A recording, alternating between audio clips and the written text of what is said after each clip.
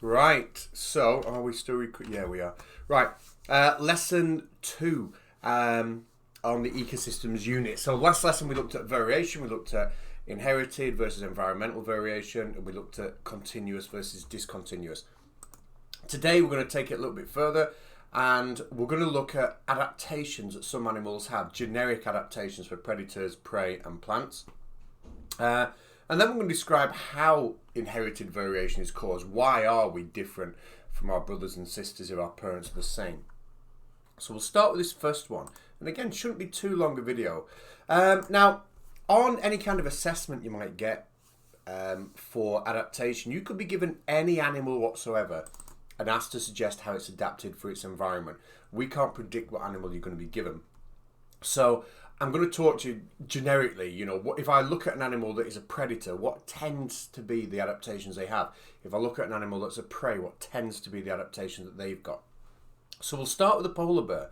Now, most of you would immediately jump to a polar bear and say, oh, it's white. Well, yeah, but that's not a generic adaptation for a predator. So that's more specific to a polar bear. So let's start with a predator here. I'm hovering my mouse over its eyes, and I can see that the eyes are at the front of the head, very much like yours are. If we were to look at a bird or a rabbit, the eyes would be much more at the side of the head. But with a predator, they're much more in the front of the head. That allows them to focus on what's in front of them much more easily than something that's got eyes on the side of the head. If you've got eyes on the side of the head, you're kind of looking around you in almost a 360-degree kind of view. If they're in the front of your head, you're looking right in front of you and you're trying to focus on what's there right in front of you. And that's a classic adaptation for a predator. When it sees its prey, it wants to be able to keep focus of its prey, and it wants to be able to hunt its prey. We can look at the paws of the polar bear, and we can see that there's got claws on very sharp claws for ripping apart prey, for ripping meat off bones. Again, another classic predator adaptation. You certainly wouldn't want to stick your hand in a polar bear's mouth. 2 reasons: it's got very powerful jaw muscles for crunching through bones. It's got very, very sharp teeth for ripping that meat. Again, another classic predator adaptation. Very muscular animals, very, very strong, very, very powerful. So again, another classic predator adaptation. Now, from there are adaptations that are going to be specific to a polar bear that other animals might not have, okay? Other predators might not have. We'll start to talk about the fur colour now, and these next adaptations I'm going to give you are typical of animals that live in the snow, okay? So obviously it's got white fur for 2 reasons. One, the fur helps keep it warm, so all the animals that live in the Arctic or Antarctic are going to have thick fur to keep them warm. And that's what the fur's white as well, which is going to act as a camouflage. Now, a lot of predators you might see may also have camouflage fur. And why is it important? Well, I've seen people on a test say that the polar bears have camouflage so they don't get shot. That's not true. The polar bears don't have camouflage so they are not hunted. They have camouflage so the prey do not see them coming. All right? If they were brown like the other bears, the prey would see them coming a long way off and they'd be gone. They'd be scarpered. Again, other animals that live in the snow, polar bears have very, very big feet. It even says here, large feet to spread out its weight. If you've got big feet, it's like the opposite of walking in high heels. Instead of all your weight being concentrated in one area, your weight is spread out. And that actually stops you sinking through the snow. If you remember, if you've done pressure, force divided by area was the equation for pressure. We talked about the bigger the area, the smaller the pressure that you're applying. And that's what we have here. The bigger the feet, the smaller the pressure you apply on that snow. So they can walk through the snow without sinking into the snow too much. And in fact, what a polar bear will do when it's crossing ice is it'll slide across its belly to give it the biggest area possible to spread its weight out across. It's also got quite a lot of body fat on it, which will act as insulation for living in the cold. So there's quite a few. What if I missed specific to the polar bear? Small ears to stop it losing a lot of heat. The ears and the head are some of the places where we lose most of the heat in our body. Especially we're not covered in fur. The head is quite a big source of heat loss. And obviously the ears are very rarely covered in fur all the way around, especially on the inside. So having smaller ears will prevent heat loss. So there's just a bunch of adaptations for you. Some are generic, some are not, for a predator. So let's have a look at a prey and what's different. Well, straight away, this animal doesn't live in the Arctic, so it doesn't have a lot of what we've discussed for animals that live where it's cold and snowy. All right, the ears don't have to be small to conserve heat loss. All right, and because they don't have to be small, they can be very big, which is a classic adaptation of prey. Because if they're very, very big, they're going to capture more sounds, they're going to be better at hearing, and also they can tend to move as well in different directions, so they can pick up exactly where that sound is coming from, because they're always listening out for what might be a potential predator coming their way. So big ears that allow them to move. Now it does say on this picture here that the big ears will allow heat to escape.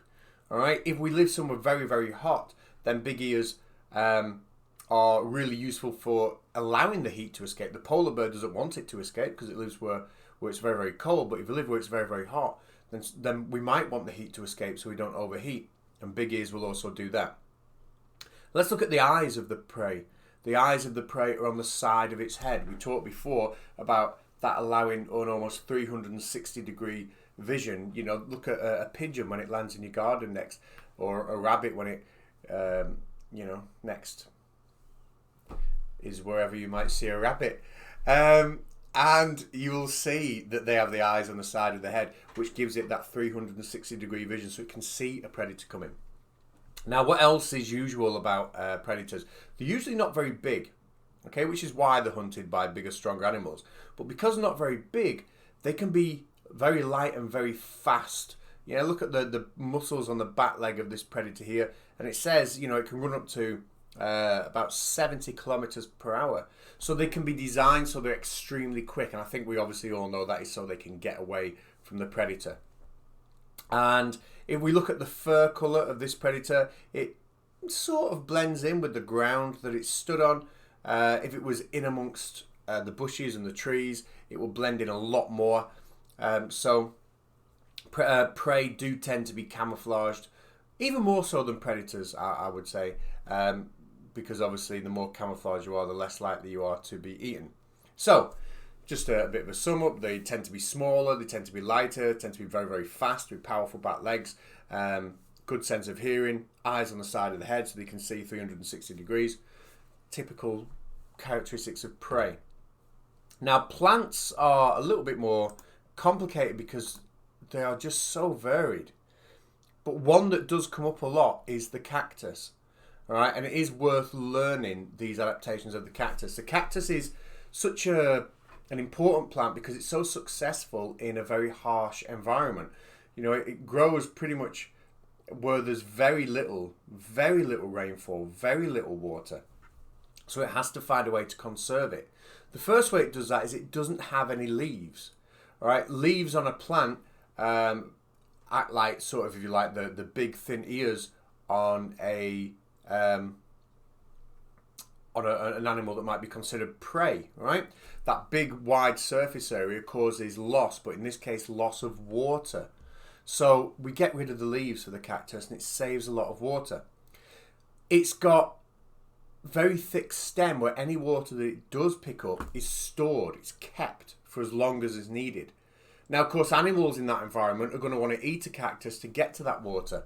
So it protects itself by covering itself in spines that are painful for animals to chew on, and that way it can keep hold of its water. And then this one here is quite often never obviously shown on a picture, and that's about the roots. The roots really spread out over a very, very, very long area to grab as much water as possible. Any kind of plant that's living somewhere where the water availability is low is going to have a very wide root system. So yeah, you will learn other examples of plants as time goes on.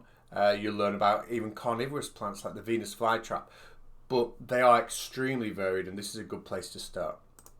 So That's a little bit about adaptations, right? And if you're not really sure how to define an adaptation is just something that makes an animal suited for its environment. And what I don't want you thinking is that polar bears were white and then they thought, well, I'm going to go, trek off to the North Pole because that's a good environment for me. And I don't want you thinking that a single bear happened to wander around the North Pole and realised it would be better off if it was white, and so just like that became white. The process of how these adaptations develop, the process of evolution, takes a very, very long time, and it's a whole other topic, okay? Which obviously we will be covering. So, second learning objective. Describe how inherited variation is caused. What that means is, we know that we gain our characteristics from our parents, but we also know that it's very rare for brothers and sisters to be identical, and we understand the process of having identical twins. We understand that one egg that's fertilized splits off into two eggs, and they both go on and develop into becoming identical twins. We understand that process. But normally, brothers and sisters that are separated by, a couple of years, or even non-identical twins, they show variation between themselves. And how can that be if they've both come from the same parents? Because we know we get half of our information, half of our DNA, half of our genetic material from mum, and we get the other half from dad. So if we're getting half of our information from each parent, then why are we not the same? Well, quite simply, if I had 100 coins and I was to give 50 to one person and 50 to another, those two people wouldn't be getting exactly the same coins, unless they were all 2p's, in which case everybody gets 52p's. But if I had a mixture, some 1p, some 20p's, some 5p's, and I just randomly gave 50 to one person and 50 to the next, they wouldn't end up with the same amount of money. They wouldn't end up with the same value, right? They'd end up with the same number of coins, but they'd represent different things, okay? And it's the same with our genetics. If I'm passing on in one sperm cell half of my DNA, and in another sperm cell another random half of the DNA, then another sperm cell another random half of the DNA, all my sperm are going to be different. All right, and it's going to be the same with the female who's producing the eggs. Essentially, the 50% of our genetic material that we put into a what we call a gamete, a sex cell, a sperm or egg, is random, and it's different every time.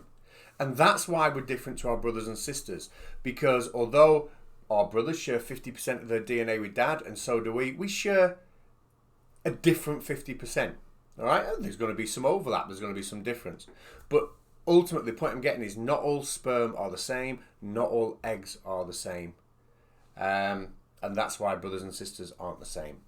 Now, there will be some worksheets accompanying this lesson. So, do them. See you soon.